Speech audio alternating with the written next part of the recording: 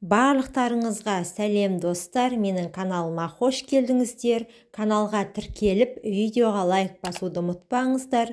Бүгін сіздерге көңіл күйді көтеретін 5 тағаммен бөлісетін боламын. Ендеше видеоны соңына дейін қараңыздар.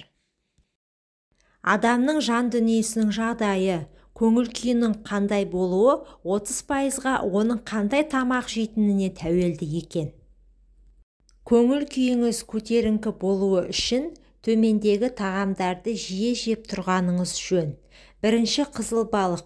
Тек қана осы тағамда май ерітетін А, Д және Е витаминдерінің жиынтығы бар.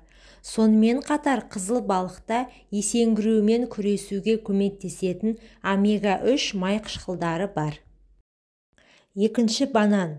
Бұл тропикалық жеміс қуану, масаттану, аяқ астынан пайда болған бақыт сезімін оятатын алкалоид гормон құрамдас бөлігіне ие.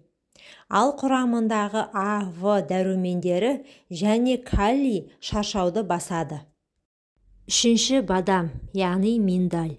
Құрамында қорқыныш пен шаршаудан қорғайтын фолий қышқылы бар. Ал бұл жаңғақтағы магний қуаныш гормонын синтездейді. Төртінші, ірімшік.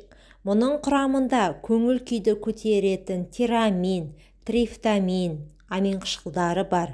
Сондай-ақ оның құрамындағы В тобының дәрумендері табиғи тыныштандырғыштар. Бесінші, шемішке. Олардың құрамындағы біздің жүйкемізді қатайтатын В дәрумендер тобы бар. Сонымен қатар шемішке құрамында құмарлықты оятатын мырыш бар.